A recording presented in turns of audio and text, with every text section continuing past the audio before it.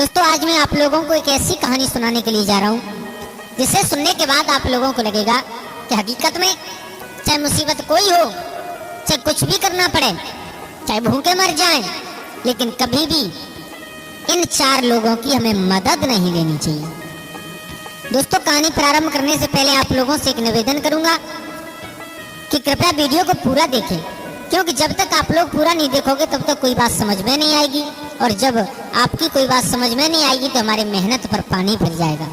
चलो, आप लोगों का ज़्यादा समय बर्बाद ना करते हुए आ जाओ, कहानी प्रारंभ करते हैं।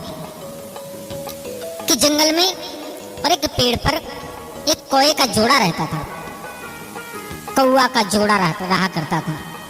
मेरे भैया, एक दिन उस जंगल में दोनों एक पेड़ पर बैठे हुए हैं, चारों तरफ निगाह घुमा करके देख रहे हैं कि हमें कहीं पर कोई शिकार मिल जाए, हमें भोजन मिल जाए तो हमारा पेट भर जाए। लेकिन उस जंगल में अकाल पड़ चुका था, सभी जानवर पक्षी वहां से निकल गए थे, थोड़े बहुत कुछ बाकी बचे थे। मेरे भैया, एक दिन नहीं, उन्हें कई दिन हो गए भूखे, उन्हें भोजन तक नहीं मिला। दोनों भूखे बैठे। तब तक क्या हुआ कि कहीं से एक लोमड़ी और एक छोटा सा शिकार का टुकड़ा लेकर के आकर के और उसी पेड़ के नीचे बैठ करके खाने लगी। पेड़ के नीचे बैठ करके भोजन कर रही है। तो जो कौआ की मादा थी, कौवी, उसने कहा है ऊपर से पेड़ से, बहन, आज 2 दिन हो गए, हमें कुछ खाने के लिए नहीं मिला, अगर तुम्हारी थोड़ी सी मेहरबानी हो जाए तो हमें कुछ थोड़ा बहुत मिल जाए। लोमड़ी ने मन ही मन में विचार किया, ऊपर देखा, रे वाह, कौआ का जोड़ा बैठा है। फिर विचार किया कि ये भोजन का थोड़ा सा टुकड़ा है और इसमें से ये मांग रही है? लेकिन आप तो जानते हो कि लोमड़ी कपट से भरी हुई होती है हर समय। लोमड़ी ने अपने मन में कपट भाव से कहा है, सुन, आजा, अगर तू मांग रही है तो मैं तुझे जरूर दूंगी और इसे खा करके अपना पेट भर लेना। लेकिन लोमड़ी के दिमाग में विचार आ रहा है कि जैसे ही ये नीचे आएगी तो भोजन का टुकड़ा छोटा सा है, इसे तो नहीं दूंगी, लेकिन पकड़ करके इसे भी खा जाऊंगी। आहा, मेरे भैया, जैसे ही वो कौवी उड़ने के लिए तैयार हुई, कौवा ने एकदम पकड़ करके बिठा लिया। बोले, पागल है तू, बिल्कुल, कहाँ जा रही है? तुझे मालूम है ये कौन है? शिकारी है, और ये तुझे जिंदा चबा जाएगी, और तू इससे मदद मांग रही है, ये तेरी मदद जीवन में नहीं करेगी। कौवी ने कहा, बोले, पागल हो तुम? अभी तुम्हारे सामने मैंने पूछा था और इसने हाँ कर दी है। बोले, हाँ कर दी है, मानता हूँ, लेकिन जब तू नीचे गई तो अपने उस भोजन के टुकड़े को बाद में खाएगी, पहले तुझे खा जाएगी। बोले, पिया, पागल हो गए हो तुम? जब इसने वचन दिया है कि तो हमें नहीं खाएगी। तो कौवा कहने लगा, आज तू जो बेवकूफी कर रही है, वही कुछ दिन पहले एक तोताओं ने बेवकूफी की थी, ऐसे जड़ लोगों की मदद मांग करके। सुन, मैं तुझे बता रहा हूँ, इसी जंगल में हम और आप रहते हैं। इसी जंगल में एक पेड़ में बरगद की खो में और एक तोता का जोड़ा रहा करता था, और उसी बरगद की दूसरी खो में और एक सर्प रहा करता था। तो वो सर्प इतना दुष्ट, इतना अत्याचारी था कि जब जब वो तोती और बच्चा देती, जब जब उसके बच्चा पैदा होते, अंडा देती, उसमें से बच्चा निकलते, तब तब वो सर्प जाकर के उन्हें खा लेता था हर बार। लेकिन मजबूर तोती कुछ कर भी नहीं सकती थी।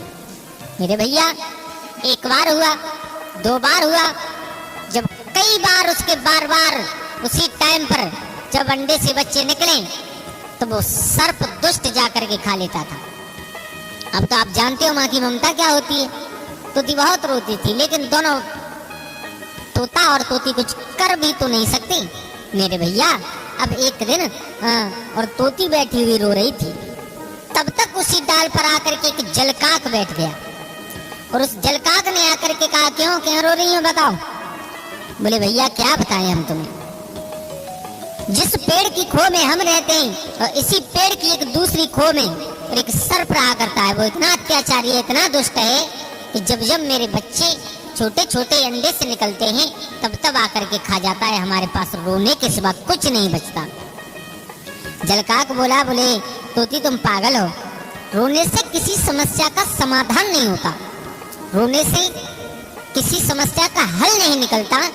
समस्या का हल निकालने के लिए हमें अपने दिमाग पर जोर लगाना चाहिए, अगर शरीर में सामर्थ्य है तो उससे लड़ना चाहिए, अन्यथा अपने दिमाग पर जोर लगाओ। बोले कैसे? बोले अगर इस सर्प को यहाँ से निकाल करके भगा दिया जाए तो कैसा रहेगा? बोले बहुत अच्छा रहेगा, बहुत अच्छा रहेगा। तो बोले आप हमारे साथ चलिए। बोले कहाँ? बोले हम तुम्हें एक झील पर लेकर के चलते हैं और वहां से छोटी छोटी मछलियों को पकड़ करके मेरे साथ लाना। तोती ने कहा हम तो ये मछली खाते नहीं है। बोले तुम्हें खाने नहीं है, केवल मेरे साथ लेकर के आना। बोले ठीक है मेरे भैया। और वहीं से कुछ दूरी पर एक बिल बना करके नेवला रहा करता था, नेवला। तो वो जलकाक और तोता और तोती तीनों कहाँ उस झील से मछली पकड़ करके लाए और एक मछली तो ला करके उस नेवला के द्वार पर रख दी, दूसरी मछली थोड़ी सी दूर पर रख दी, तीसरी मछली थोड़ी सी दूर पर रख दी। इसी प्रकार उन तोता तोती ने और उस जलकाग ने एक एक करके मछली जिस पेड़ के बिल में, जिस पेड़ की खो में वो सर्प रहा करता था वहां तक ला करके रख दी। मेरे भैया कुछ समय पश्चात नेवला अपने घर से निकला, क्या देखा कि द्वारे पर मछली पड़ी है। बड़ा खुश हुआ, बोले आज तो भगवान ने वो घर पर ही भोजन दे दिया, उसे खा लिया। अब थोड़ा सा और आगे बढ़ा, एक और मिली, उसे खा लिया। और आगे बढ़ा, एक और मिली। मेरे भैया ऐसे धीरे धीरे करके और वो आगे बढ़ता चला गया। कहाँ? जहाँ पर सर्प का बिल था, सर्प जिस खो में रहा करता था उसी खो के द्वार पर पहुंच गया। अब जो द्वारे पर, सर्प के द्वारे पर मछली पड़ी थी, उसे खा करके नेवला के दिमाग में एक बात आई। बोले मेरे बिल से और यहाँ तक इस खोआ तक मछली क्रम बाई क्रम पड़ी मिली मुझे, हो सकता है कि इस खो में कुछ हो। मेरे भैया इतना सोच करके अब वो तोती और तोता और जलकाग तो पेड़ की डाल पर बैठे देख रहे, और जितना सोच करके वो नेवला उस खो में अंदर गया, जाकर के सर्प को देखा। तो आप जानते हो कि सर्प और नेवला की दुश्मनी कितनी बड़ी होती है। मेरे भैया नेवला ने थोड़ी देर में लड़ते लड़ते उस सर्प को मार दिया।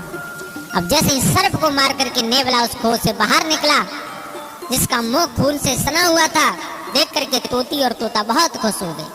ऊपर से आवाज लगाई है, भैया नेवला तुम्हारा दिल से धन्यवाद, जुग जुग जीना आप। नेवला ने नजर की, बोले तुम कौन हो? बोले हमें तोती। नेवला समझ गया, बोले इनकी करामात है कि मुझे ये लोग यहाँ तक लेकर के आए हैं। तोता और तोती कह रहे हैं तुम्हारा दिल से धन्यवाद। नेवला ने कहा ठीक है, अब ऊपर से ही धन्यवाद करते रहोगे या नीचे आओगे? मेरे भैया और वो जैसे ही तोती उड़ करके नीचे आई, नेवला के पास बैठी, उस नेवला ने पकड़ करके तोती को भी मार दिया, मार दिया। देखो इस जगह पर तोता और तोती ने कितनी बड़ी गलती की थी कि अपने एक दुश्मन से छुटकारा पाने के लिए दूसरे दुश्मन की मदद ली, उसका खामियाजा उन्हें भुगतना पड़ा। दोस्तों हम चाहे कितने भी परिस्थिति में क्यों ना हो, हमें इन चार लोगों की कभी भी मदद नहीं लेनी चाहिए, कभी भी। नंबर एक, अपने दुश्मन के कभी भी मदद नहीं मांगनी चाहिए। जो हमारा दुश्मन है, अगर हम उससे मदद मांगेंगे तो वो दाव देख करके, समय देख करके और तुम्हारे ऊपर जरूर वार करेगा, उसे कोई रोकने वाला नहीं है। नंबर दो, अहंकारी व्यक्ति से कभी भी इंसान को मदद नहीं मांगनी चाहिए, क्योंकि अहंकारी व्यक्ति मदद कर तो देगा, लेकिन जिस दिन तुम सामने आ गए उस दिन तुम्हारे मुख पर मार देगा। तो ऐसे व्यक्ति से कभी मदद नहीं लेनी चाहिए। तीसरा, कपटी इंसान से कभी भी मदद नहीं मांगनी चाहिए। जो लोग कपटी हुआ करते हैं, अपने दिल में कपट धारण करने के बाद रहते हैं, उनसे कभी मदद नहीं लेनी चाहिए। और नंबर चौथा, सबसे बड़ी बात यह है कि नशे में धुत आदमी से कभी मदद नहीं लेनी चाहिए। क्यों? क्योंकि नशे में धुत इंसान तो मरेगा, लेकिन वो आपको भी ले डूबेगा साथ में।